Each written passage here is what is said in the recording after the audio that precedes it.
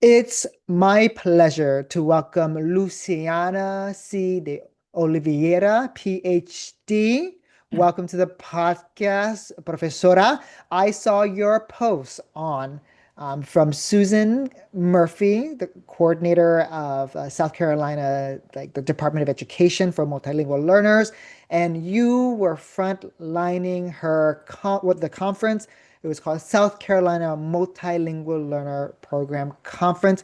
They had a table for you, a stack of books, and a line of people waiting to get your signature. And I saw that and I was like, oh my goodness, I have to have you on the podcast to talk about your book called Supporting Multilingual Learners Academic Language Development, a language-based approach to content instruction. Dr.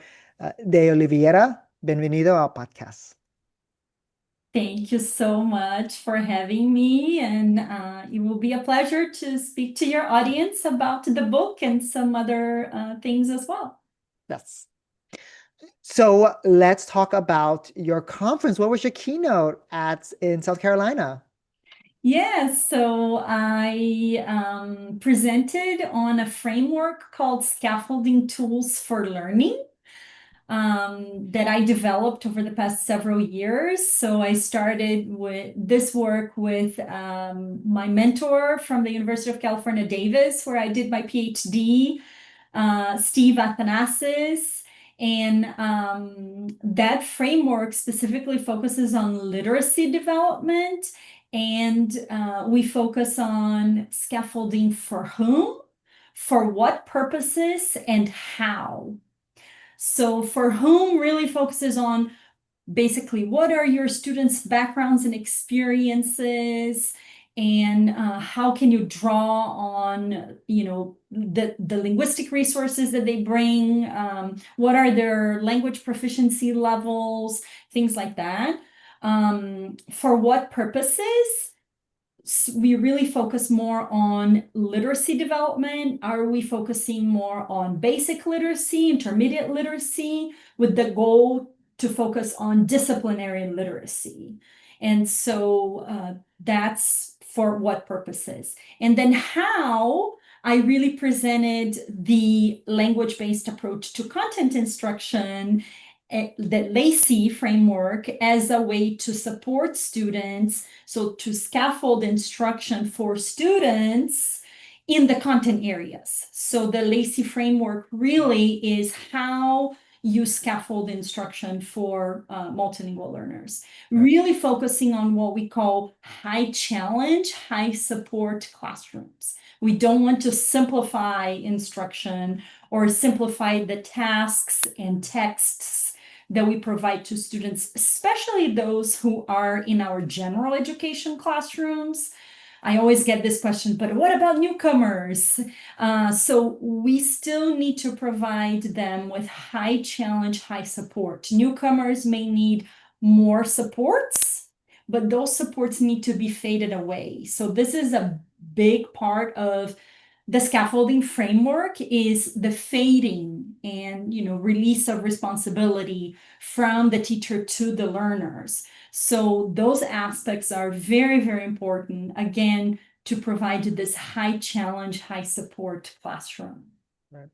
The words that when I work with colleagues and they say, oh, I dumb down the curriculum, I water it down, I make it easier. And there's parts of me that die every time I hear those words. And I just like, okay, let's move on to a different kind of assets-based framework called can do. What can they do with scaffolds? Yeah. So, which is actually your framework, which we'll get into now. So, Yeah. what was the seed for your book called Supporting Multilingual Learners Academic Language Development? So I've been working on a functional approach for language development based on a theory of language, an approach to discourse analysis called systemic functional linguistics, for the past 25 years or so. And even though it's now in the WIDA 2020 English Language Development Standards Framework, so a functional approach is one of the big ideas for the WIDA framework. I've been doing this for many, many years. And so I started actually working with history teachers in California during my PhD study. And I studied under Dr. Marish Lepagrel, who's the major name in SFL here in the United States. And from that work in history, I started to also work in other content areas, so math, science, and English language arts. But really, the initial development of the LACI framework started when I started to work with history teachers in California as part of the history project. And so you can read more online. Just Google the History Project or California History Social Science Project, something like that. You can find out more about the various universities that host history projects around California. So that work really was the beginning of the development of the LACI framework, really thinking about language and content integration, how to support multilingual learners who are in general education classrooms, and how to prepare general education teachers to work with the multilingual learners that are in their classrooms.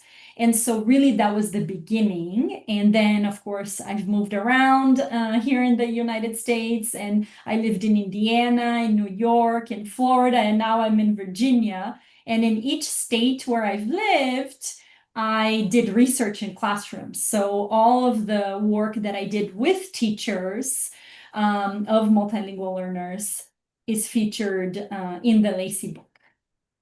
So that's where your subtitle comes from a language-based approach to content instruction. You were working with history teachers, one area of content in instruction, and then you were saying, how do we make it language-based? And you were adding systemic functional linguistic into it. This is cool. Yes. So let's talk about that framework. Please share with us what is LACI and what are the 6 C's of LACI? Yeah, and for that, I'm going to go ahead and share my screen if you allow me. Let's see if this will work. Hopefully it will. And can you see that? Yes. Okay, perfect. So the LACI framework is really a teacher education model that I have developed over the past 25 years or so of research in classrooms with teachers.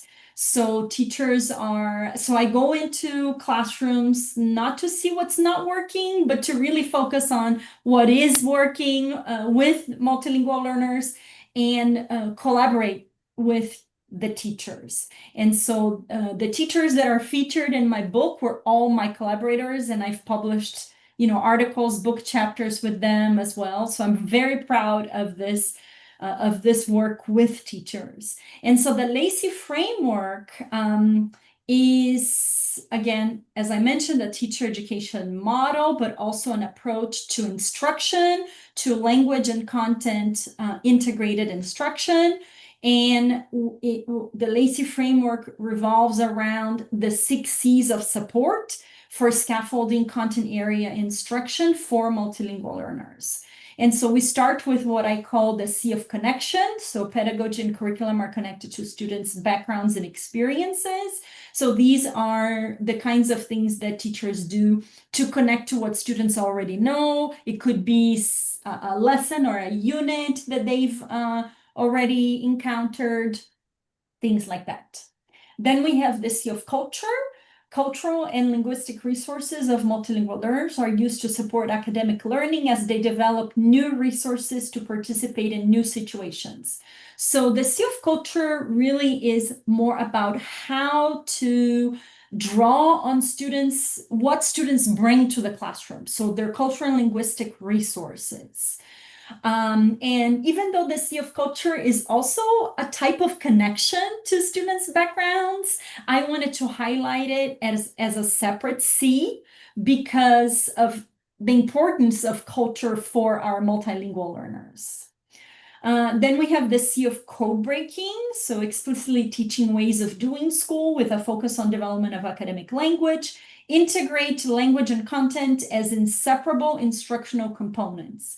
So the C of code breaking really is where we're going to do all of the activities that are related to developing academic language, drawing on what students are bringing, but moving, so that they can develop new ways, new resources, again, to do school. So that's really, a very important C. Then we have the C of challenge. So classroom goals and activity explore high order thinking and reasoning. High challenge and high academic standards and content are maintained for multilingual learners.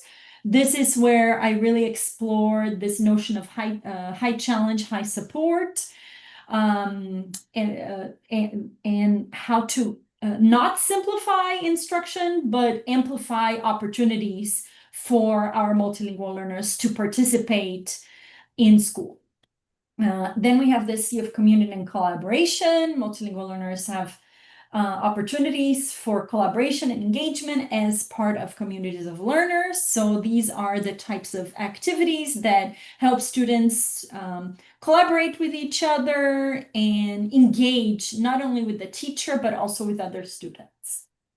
Then we also have the C of classroom interactions. So classroom interactions focus on interactional scaffolding, using of oral discourse to prompt elaboration, build academic literacy, and move the learning forward. So what are some of the in-the-moment kinds of things that teachers do in the classroom to support students? And that's what we call interactional scaffolding. And in my work, I've identified several of what I call interactional scaffolding moves, drawing from Pauline Gibbons, and other Jenny Hammond and other scholars in Australia who have really integrated systemic functional linguistics with Vygotsky's theory of learning. And so really thinking about what teachers do in the classroom to help students say more and do more with language. So this is something I have in the LACI book, and something I always say, how do we help our students say more and do more with language? And that's really through these interactional scaffolding moves. I have articles that really, highlight these interactional scaffolding moves. And so the classroom interactions, the C of classroom interactions, is really an important C, because this is something that teachers do in the moment, in the classroom, that go beyond what is planned in terms of scaffolding. So the C of classroom interactions and the C of code breaking, I think, are the most difficult to plan for, but are really, really important and relevant for students to be able to do school in content area classes.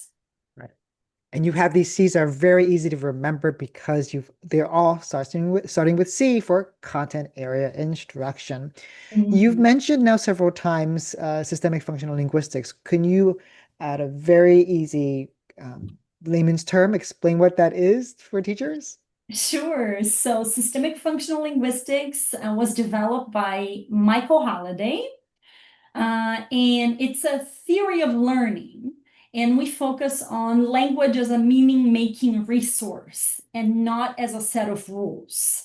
So if you think about, the word grammar and, grammatical structures, focusing on grammatical structures at the sentence level, that has really been the focus of a lot of work in the field of TESOL. But we have moved away from that. And what we want to do with systemic functional linguistics, with this theory, is really apply this notion of language as a meaning-making resource in classrooms with students. So we analyze different areas. So we have 3 areas of meaning. I talk about it in the LACI book. There's different terminology within the theory, but the way that I make it a little bit more tangible for teachers is by focusing on, again, these 3 areas of meaning: presenting content, enacting a relationship with the reader or viewer, or enacting relationships, and constructing a cohesive message.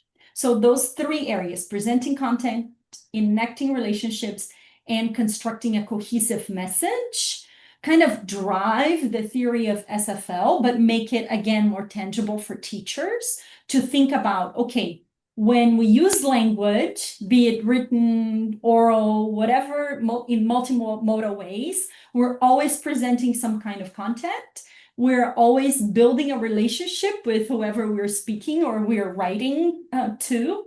And we're always constructing a cohesive message, organizing my message in specific ways. And so SFL really, as a theory of learning, helps us think about how language makes meaning. And so it's very helpful for us to use this theory in classrooms with students. Again, my focus is on multilingual learners, but we have many, many scholars who have done this work with many different students. So, so that's SFL in a nutshell. So in a nutshell, you're really saying, how do we how do we teach students to express ideas and organize ideas in content areas? And that's where we're moving away from learning a language by memorizing grammar rules to using language to express ideas that we understand about content. Correct. Right. Got it. Correct. And we have a very specific way of doing this in the classroom with classroom implementation, which I think is probably going to be your next question. Which is, can you tell us about the teaching learning cycle? That's the implementation, isn't it? Yeah. That is correct. So I'll share with you a visual. It's very busy, but it's something that I presented in South Carolina, and it's something I definitely talk about a lot in my work. And this is based on genre-based pedagogy, so the teaching and learning cycle was developed by Joan Rothery back in 1994. Those were the initial beginnings of the teaching and learning cycle in Australia for a project called Write It Right project.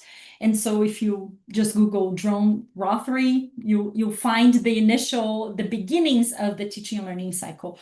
But those of us in other parts of the world, we have really developed that initial teaching and learning cycle to really fit with our population of students we're working with, our contexts. And so you will see here my iteration of the teaching and learning cycle. So we always start with what we call building shared knowledge of the topic. So these are the kinds of activities that teachers already do to build students' understanding of a particular topic. And what is really important is this notion of shared experience. We want students to have shared experiences and be prepared to read and to write in whatever topic that you're focusing on. So you're designing activities to build knowledge on a topic through reading, research, experiences, videos, lots of different things that teachers already do to build this shared knowledge. Then something that I call sustained reading. It's also been named supported reading. So sustained reading is where you're learning about language and you're reading carefully selected texts and exploring the language of the texts. We're planning activities to focus students on key paragraphs and explore language patterns. And as you can see here, that's where I have the three areas of meaning from SFL. So presenting content, enacting relationships, and constructing a cohesive message. And so the initial thinking around these three areas of meaning and how to make them more tangible for teachers really came from this book that I co-wrote with my PhD advisor, Focus on Grammar and Meaning. It was published by Oxford University Press 10 years ago now. And in that book, we really present, the theory of systemic functional linguistics and more about these three areas of meaning with implementations at the elementary and secondary level as well. So sustained reading can really be in any genre. It doesn't have to be in the genre that students are going to produce. So this is something important because now we're going into the phase of activity that we call deconstruction or modeling. So there's teacher modeling and student learning about the language of the text. So for this, we want to deconstruct texts that are going to be what we call mentor texts for students to then be able to do this independently. So we guide students in reading and talking to learn about the organization and language of the text. So again, they have to be in the genre that students are going to produce. And then we have the most important phase of the teaching cycle, teaching and learning cycle, which is what we call joint construction or guided practice. The teacher and students are building a text together as a class. So the teacher is scribing, but everybody's writing. So this is really important. The teacher and students are writing together, writing a text together as a class, and they are also discussing language choices needed for this text and context. In the LACI book, I have several examples of what you can do as a teacher in each phase of the teaching and learning cycle. And with joint construction, the preparation for joint construction is really, really important. So students are ready to make contributions as the teacher is leading the writing. So it's really a collaborative experience, but the teacher is in front of the room scribing. Then we have a phase that I added to the teaching and learning cycle because of my work at the elementary level, especially with K1 students. Collaborative construction or shared practice. Students discuss and write together in pairs or groups. So you pair or group students to collaboratively write together. And so for this phase, again, it's an edit phase and it's before students write independently. In some models, maybe you can have like collaborative or independent construction together. So here I put it as a separate phase of activity. Then finally, we have the independent construction or independent practice when students write on their own. So students write independently, the teacher provides support on targeted language features. So what ends up happening a lot in materials that I have seen over time is that when you think about teaching writing, it's not really teaching writing. It is assessing what students already know. What do I mean by that? You typically move in a lot of materials. You typically move from the red, the sustained reading, to the brown, so students writing independently. So you're doing some kind of reading activity, and then you ask students to demonstrate what they know about that particular topic. That's not teaching writing, that's assessing writing. That's assessing what students already know. This is a very scaffolded model for, again, language and content integration and genre-based pedagogy, because what you're doing is really supporting students as they move through, and it's a gradual release of responsibility model as well. So you have the deconstruction done by the teacher, then the teacher and students writing together through joint construction, then students can collaborate and write something together, and then eventually they will write independently. I've seen also in classrooms, maybe the teacher will want to just do a collaborative construction. You don't have to have all of the phases. So it's very important when you're introducing a genre to go through all of the phases. But once the genre is introduced, then what you can do is you can draw from the deconstructed text that you have on the board, or, to remind students about genre features, the organization of the genre, the different stages, things like that. So the teaching and learning cycle really supports the LACI framework, because it is basically how you implement a functional approach in the classroom. it's so the teaching learning cycle is more like a response to the typical instructional approach of assign writing, assess it, and that's it. But this Mhm. is really like, let me show you as the most expert writer in the class. We're going to deconstruct the model. We're going to first learn about the content, shared Mhm. experience. And we're going to deconstruct it to see the patterns, and then we're going to joint construction.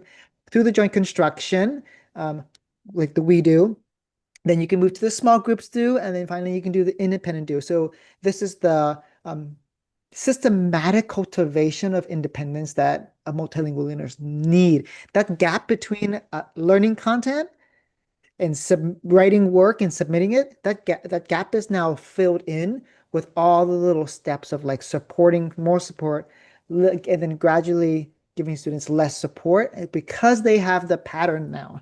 They understand the genre, the patterns in the genre, so they can write on their own. They've done it with you as co-construction. You're prompting them. Then they are working in small groups to collaboratively build, and then they're working in finally independent groups to do that, independently to do that. That's correct. Yeah, it's very much an apprenticeship model. Yes. So with the gradual release of responsibility. Yeah, it's very the apprenticeship model is perfect. It's saying like, I'm going to show you step by step on how to do this. It's kind of thinking about a blacksmith who's like, this is how you heat up the furnace. Now you Mm. heat up the furnace with me. Now we're going to prepare the metal. Here's the instrument. I'm going to show you how to do that. Now you do it with me. So Yes, this is exactly. what multilingual learners, this is how we teach the language of instruction in the content. Perfect. Yeah. Would you tell us then, let's move to how do we do this for social studies, math, and science? And so we'll go through each one of those when you're ready. Okay, so maybe I'll start with English language arts. Sure. So the examples that I have in the LACI book for English language arts, and I'm gonna refer to this just quickly here. We have examples from two teachers, one at the kindergarten level and one at the first grade level. So I'll talk a little bit about the first grade level. So I worked with this teacher in Florida, and I call her Miss Cabana. Cabana in Portuguese means hut. And so she was very protective of her. Portuguese is my first language. I'm originally from Brazil. And so I decided to call her, so that her pseudonym is Miss Cabana. So I call her Miss Cabana because she's very protective of her students. And so that's why I call her Miss Cabana. So Miss Cabana is featured in a lot of the presentations that I have done over, many years, because she is just really amazing. So the examples really focus on how Ms. Cabana takes students through the teaching and learning cycle, focusing on building shared knowledge of the topic. So this particular one, they were reading the book called Let's Stop on Market Street. And so the teacher really focused on the sea of connection for building shared knowledge. So asking students, have you gone away to visit a family member? And students discussed, that question. They shared, together. And so the book is about CJ, who's a little boy who goes with his nana to a soup kitchen, and his feelings change as the story progresses. And so Miss Cabana really drew on, students' experiences visiting family members and being with family members for that building shared knowledge. Then one of the things that I think are really relevant in English language arts, especially at the earlier grades, when you are working with picture books, is to do what Miss Cabana did, which is a picture walk and looking at image text relationships. And she did that as part of sustained reading. So it is part, so they read the text out loud, but one of the most relevant parts, I think, of the lesson was really exploring the image text relationships. Because sometimes what's in the image will not be in the text and vice versa. So by looking at what the image is telling us, then you can have a more complete picture about the content that is presented in the picture book. And Ms. Cabana did a beautiful job doing that. We also prepared together a mentor text for her to deconstruct with students based on the different events that happened in the story. And so she focused on orientation and record of events. So the two stages of the genre, which was a recount. And so after that, after she deconstructed the text with students, then they jointly constructed so first they decided to help the community and collect food items to make some Thanksgiving baskets. And so then once they did that, they created posters, and once they did that, they then wrote a letter to the principal explaining the different steps and sort of recounting what the different steps were. And Ms. Cabana and the students worked together in a joint construction kind of activity. And I thought this was brilliant because if you think about a letter is a format. It's not a genre, right? And so people tend to think about genres. Oh, a letter is a genre. No, a letter is a format. You can write a letter to the principal recounting events. I can also write a letter to my boss asking for a raise, right? And so that will be an argument. It will not be a recount. It will be an argument. Right. And so you really need to think about genre as connected to the social purpose and with the different stages and all of that. So I thought that what Ms. Cabana did was really relevant for that. So that's the example from English language arts. From social studies, I have so many different examples for social studies because that's really, my PhD dissertation was in the content area of history, so it's hard to select one. But one of the things that I think is really relevant in social studies is the sustained reading and deconstruction. And so for sustained reading, we can think about the different language features that you will find in a piece of text, especially if you're using textbooks, for example. And so one of the things, if you think about the three areas of meaning, presenting content, enacting a relationship, and constructing a cohesive message, for presenting content, we focus on what is going on in the text. And a lot of times in social studies and history specifically, there are more than concrete entities, and there are dense definitions, descriptions, and explanations that students really need to deconstruct and pay attention to.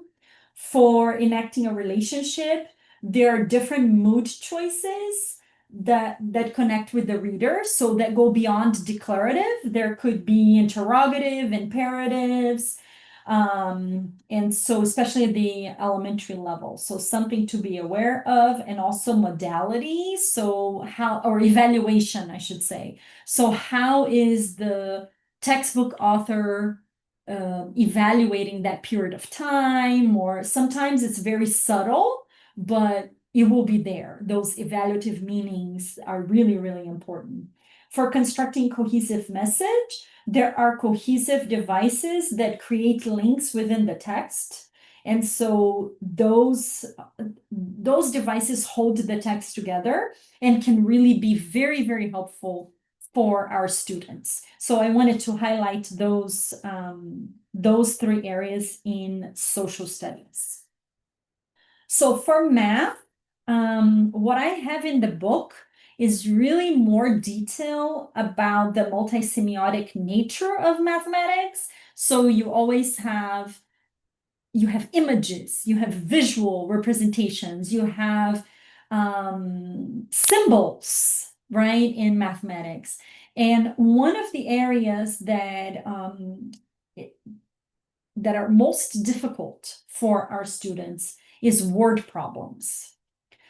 So because they're so packed, they're written as a genre. So I talk about in my work as word problems being a genre, a specific genre that have an orientation, some kind of information sequence, and then a query, some kind of question that students will have to answer, right? So that's a specific genre. In the book, I provide a framework for analyzing word problems as the teacher, and I have several guiding questions. For example, what task is the student asked to perform? What relevant information is presented in the word problem? Which mathematical concepts are presented in the information? Very, very important. What are the mathematical concepts presented? What mathematical representations and procedures can students use to solve the problem based on the information presented and the mathematical concepts identified? Then what additional language demands exist in the problem? So this framework really helps teachers think about what is presented, what mathematical concepts students really need, what language demands do these word problems present for students. A lot of it is cultural. So there's a lot of cultural information. So the C of culture is going to be very, very important. This is also a very good example of the C of code breaking. So how do you then help students understand the word problem and then do this on their own? So just a quick example for mathematics. For science, the example I have here is from a fourth grade classroom in Indiana. And the teacher was exploring mass density and volume in science and did a science experiment with students.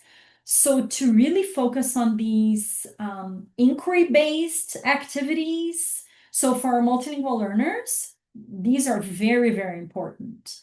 And so she actually deconstructed a text with them. It was a procedural recount based on the science experiment. She built the shared knowledge, did sustained reading, but we have examples in the book with a pre and post example from one of the multilingual learners in the classroom, and the differences are really incredible. They're amazing. And so what the teacher was able to do that for that deconstruction piece is she deconstructed the two first stages, and then they jointly constructed the conclusion. So there are several things that you can play with if you don't have a lot of time as a teacher. And so those are also featured in the book with examples from the classroom about what the teacher did with the procedural recount. So materials required, aim, the record of the observations, and then jointly constructing the conclusion with students. So those are a few examples of how to implement the teaching and learning cycle. And I mentioned a couple of C's, but in the book I have classroom discourse examples that really describe each C of support and the different interactional scaffolding moves that teachers used to support students as well. Each chapter has examples from the classroom. Right. And so it looks like when I'm listening to all your fabulous examples, to teach the language of the content is to say, what do we want our students to produce? Let's analyze the model text, and then let's teach the language functions, the features of how to sound like a scientist. How do scientists write a lab report? How does a mathematician read or write a word problem? And then so you're looking at, when you say genre, you're looking at what is being produced in that content. Let's have students learn how to write those things in that content. Correct. Yes, very, very important. And this is the area of what we call disciplinary literacy, right? So to think and write like a historian, a mathematician, a literary critic, a scientist. So you are really reaching that, you go beyond the basic and intermediate literacy to really target disciplinary literacy and disciplinary language, and how to help students understand and do those disciplines in the classroom. Because every discipline has a specific way of communicating their ideas. And so students have to be apprenticed into those ways of communicating as a scientist, as a historian, as a reporter, as a mathematician. Like, there is a way of communicate. There's conventions that each discipline uses, and students have to learn how to use them. And the teaching learning cycle teaches that. Yes. Yes, exactly. Very, very relevant, I think, for any classroom, but specifically for classrooms with multilingual learners. Right. Because academic language is invisible. And so the LACI model framework helps students see that language and for the teachers to teach it. Exactly. And, there's been some criticism about the notion of academic language. And so it's, I think there's some misconceptions about academic language. And, we can draw on it. So really, academic language should be seen as a continuum.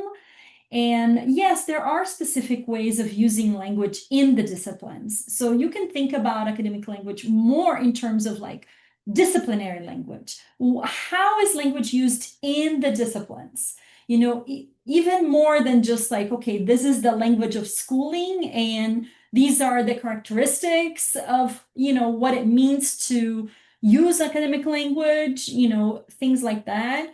I think much more relevant is to think about language use in the disciplines, in the content areas. And that's really what my work has focused on for a long time. And again, using this functional approach, we can make things, more visible for students so that they can have access to that particular language. Because if you simplify the language, you are also simplifying the content. And that's really not the goal of a language-based approach to content instruction, is to really help teachers, general education teachers, work with their content. So it's not for sheltering instruction, in other words. There are frameworks that focus on sheltering instruction, and for newcomers, those are relevant, but this is really for students who are in the general education classroom. They may be